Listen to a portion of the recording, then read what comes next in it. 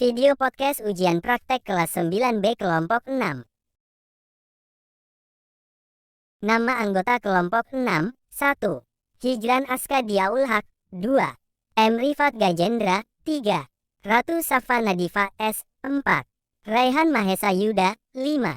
Sekarayu Larasati, 6. Tiaga Arsa Syandana.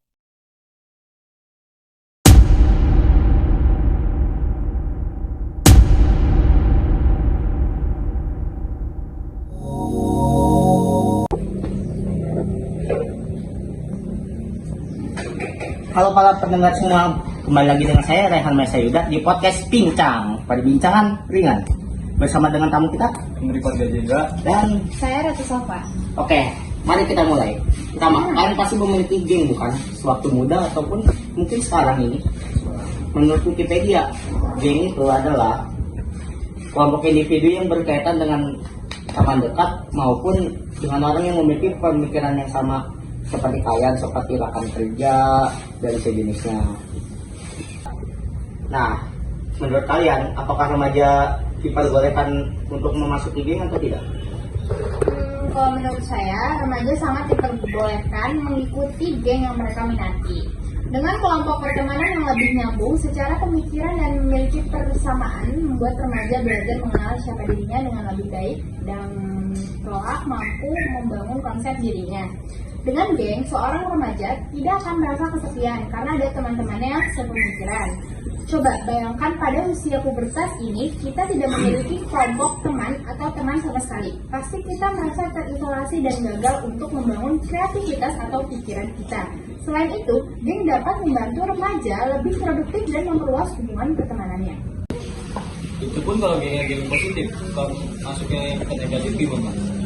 Jika remaja masuk geng yang salah, maka dia akan terjerumus ke hal-hal yang biasanya disebut dengan kenakalan remaja, seperti melakukan kejahatan, mengonsumsi narkoba, seks bebas, dan sebagainya, yang dapat merugikan diri sendiri dan orang sekitar.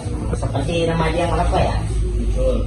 Geng-gengan juga dapat membuat remaja melupakan kewajiban dan malah keasikan berkumpul dengan orang-orang di dalam gengnya. Sampai-sampai dia tidak menghargai orang tuanya demi kelompoknya. Tingginya solidaritas antara anggota geng akan membuat remaja mengorbankan apapun meskipun aksi tersebut berbahaya untuk diri sendiri dan orang lain. Contohnya seperti tawuran dan berkelahi. Di geng-gengan kadang memiliki aturan yang harus diikuti oleh seluruh anggotanya. Bila tidak diikuti, dia akan ditindas, dijauhi, dan di blacklist oleh gengnya. Itu akan menyebabkan seseorang remaja melupakan jati dirinya demi melakukan apapun demi kelompoknya, atau sekedar ikut-ikutan melakukan sesuatu agar tidak dijauhi. Maka dari itu kita harus hati-hati dalam memilih kelompok. Ngomong-ngomong kenakalan remaja nih, kalian pernah ikut kenakalan remaja nggak? Soalnya agak personal. Gimana, Rifat? Sebenarnya dulu mengikuti geng yang berisi kenakalan remaja pada umumnya. Kalau Anda? Kalau saya juga pernah sih, kayak saya punya kelompok atau circle tertentu gitu, dan pada akhirnya ternyata saya mengikuti satu acara dan ternyata saya sendiri yang Nah, berhubung itu, kalau kalian sudah terjerumus, menurut kalian apa yang bisa kalian lakukan agar keluar dari gerakan itu? Saya sih menjauhi dan tidak lagi mengikuti hal itu. Kalau saya sendiri sih, saya juga menjauhi ya, tapi saya nggak membahas masalah tadi, takutnya dia mengembalikan fakta, jadi lebih baik saya menjauhi Gitu. dan mengetahui. Nah, kalian pernah punya nggak teman yang terjerumus ke dalam kenakalan remaja? Kalau secara saya sih punya ya, tapi mungkin dia tuh tidak menyadari bahwa dia tuh sudah melakukan hal tersebut. Jadi kalau saya jujur atau membahas masalah tersebut, mungkin dia akan memutar balikan faktanya.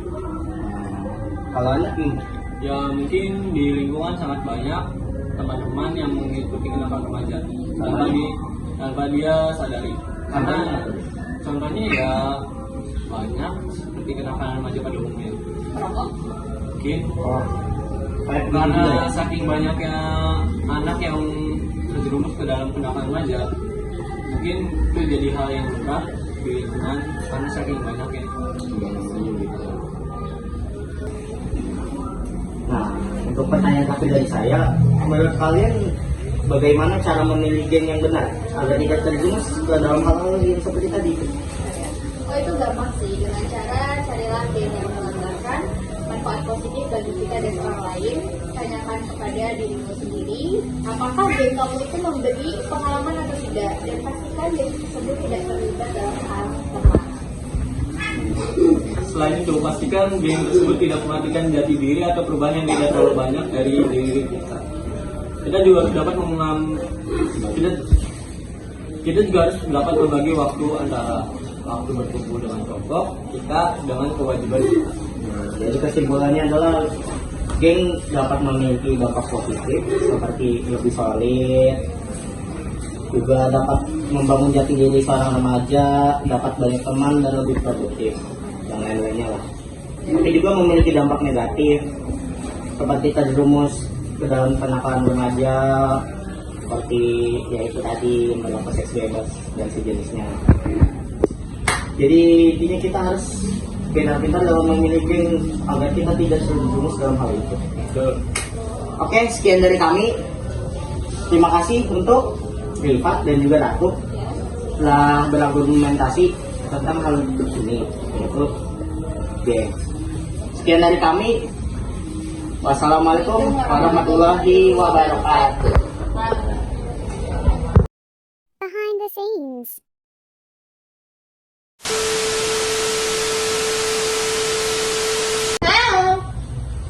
Halo guys, welcome to my channel. Saya Dimas.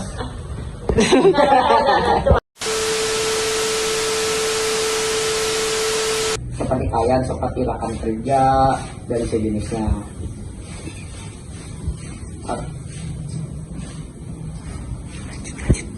Pak, ya lanjut ya Allah. Gampang dikat itu.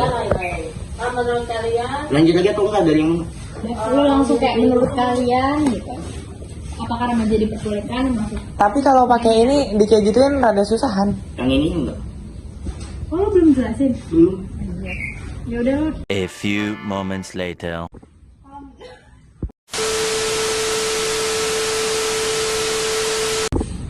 Kalau menurut saya sih remaja sangat diperbolehkan mengikuti geng. Nah udah, nggak usah dikat, lanjut aja lanjut. Dominasi. Enggak, Kita. Selain itu, geng dapat membantu remaja lebih produktif dan memperluas hubungan pertemanannya. Itu pun kalau gengnya geng positif, kalau gengnya masuk ke negatif gimana? Jika remaja masuk geng yang salah, maka dia akan terjerumus ke dalam alam. Lanjut. Itu pun kalau gengnya geng. Oh, ngomong-ngomong kenakalan remaja nih, kalian pernah ikut kenakalan remaja nggak? Soalnya agak personal. Gimana? Cepat pernah?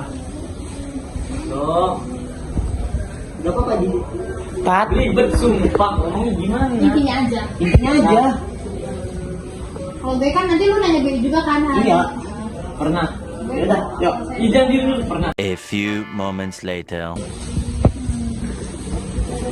Yuk, tuh 2, 3. Mungkin iya. Waktu dulu ingin